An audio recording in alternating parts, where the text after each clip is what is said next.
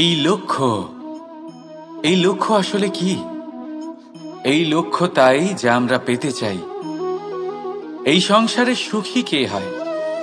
সুখী সেই যে তার লক্ষ্য পেয়ে গেছে। দুঃখী কে হয়?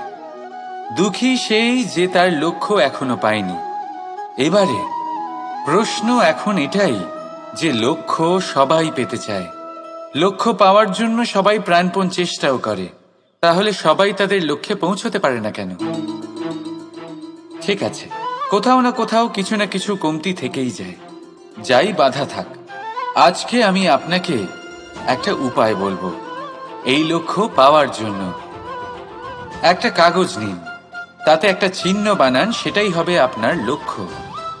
এবারে সেই লক্ষ্যে পৌঁছানোর একটা পথ বানান। এবারে এই যাত্রাকে ভিন্ন ভিন্ন ভাগে বিভাজন করে দিন। এবারে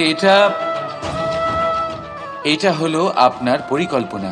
এবার এই পরিকল্পনা ক্রমানুসারে আপনি পালন করতে থাকুন, এটাই হবে আপনার চেষ্টা।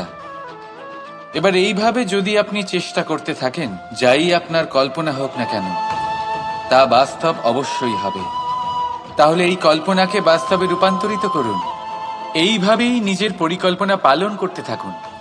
আপনার যাই কল্পনা থাকুক বা যাই লক্ষ্য থাকুক, তা বাস্তবে পরিণত হয়ে আপনার হাতে অবশ্যই আসবে।